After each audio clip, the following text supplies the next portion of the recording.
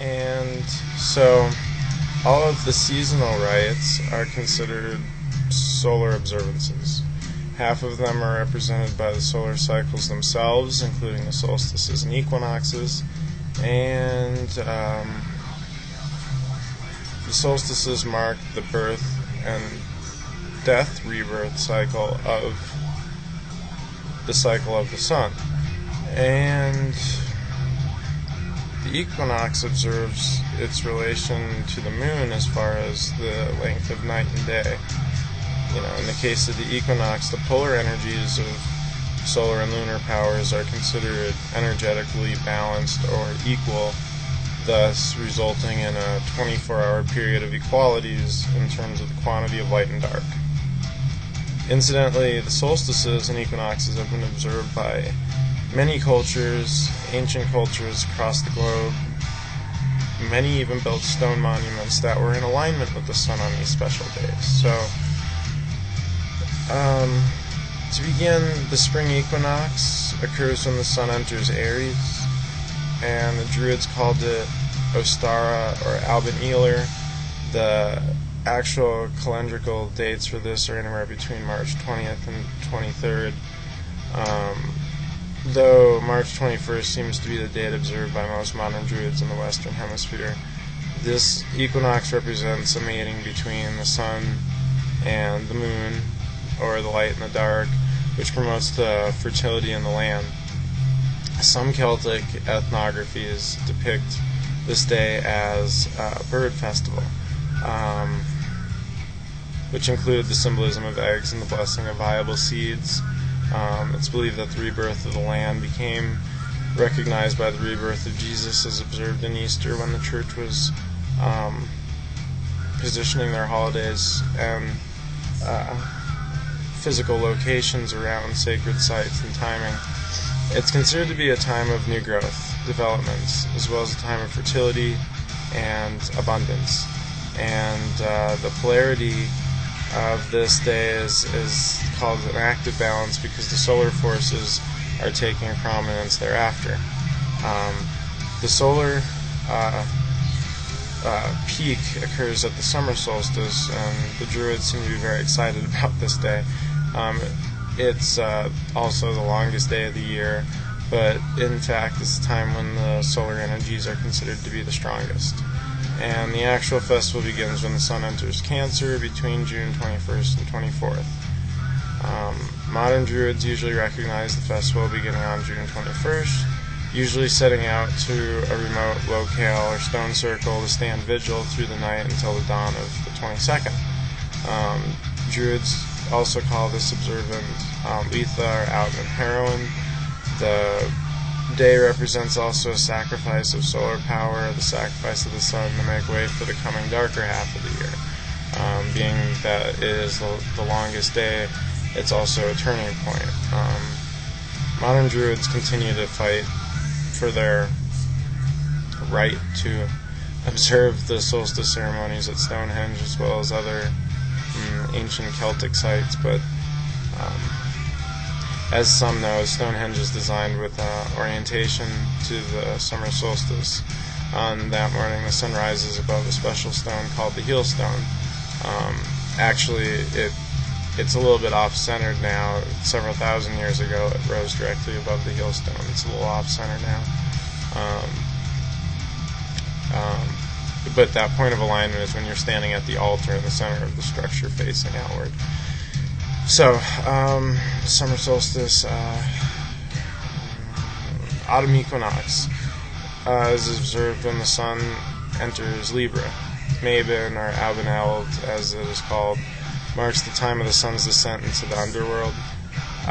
This is another equinox, meaning light and dark are in balance, but the Druids consider this observation to be a more passive balance pole because the darkness begins to take prominence after the festival. This marks the start of the dark half of the year in some traditions, much like the spring equinox is considered to begin the light half of the year. Agriculturally, the autumn equinox represents like a pagan Thanksgiving day when the harvest is being completed for the coming winter. It's considered a vine festival or wine festival because the harvest is celebrated with grapes and wine, usually as a large feast. Some have suggested that such feasting was done to help store a higher fat content to protect against the cold. That's one possibility, I guess. And then, let's see, the winter solstice is the day that marks like the rebirth of the sun. It's also the shortest day of the year. This day, the sun begins to increase in strength until its peak again on the summer solstice. Calendrically, Yule or Alban Arthuan can be observed between December 21st to 24th when the sun enters Capricorn. And this festival observance is still observed to this day in a variety of ways, obviously. The hunt for the Yule log, the decoration of pine trees, the symbolism of mistletoe, the holly, the ivy, and the sacredness of deer are all winter solstice or Yule symbols or customs of the Druids. These have later been integrated into Christmas, and while the Druids observed the birth, or rebirth rather, of the sun, the Christians observed the birth or rebirth of Jesus annually. Popular, trivia question during the holidays I have found is like, where did the Christmas tree come from? And the answer is obviously the Druids. Previously given, solstices and equinoxes are representative of the Druidic perspective on widely observed days, and the remaining fire festivals are not as much celestial observances so much as they are ecological, agricultural, or spiritual ones, some of which exclusively in Druidic or Celtic in origin, or that come down from the ancient traditions and fire festivals from the Mesopotamian Mediterraneans, but most carry Celtic names. And there's a single fire festival placed in between each of the solar festivals, and the timing on each almost seems to be reminders of certain annual farming duties, as well as integration of events in the Celtic mythos or history that can be preserved in the oral tradition of the Celts. What do we got going on there?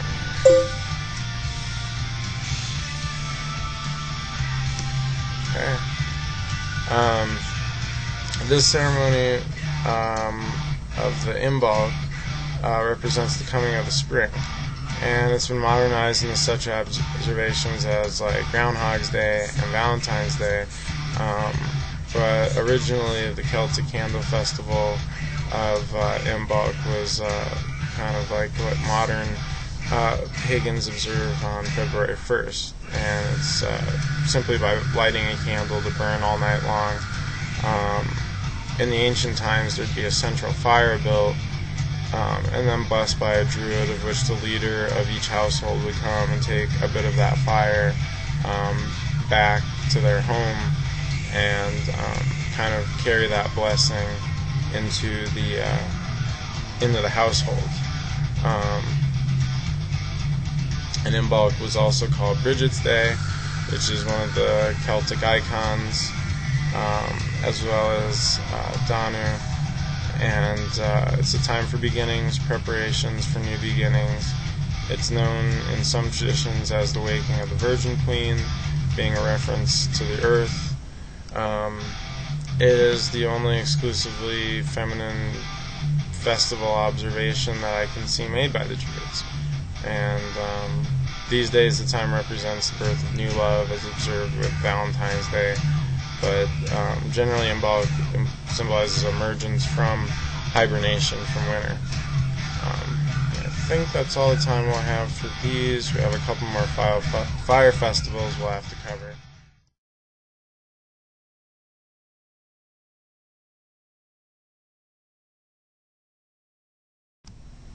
Hello? I'll call you back.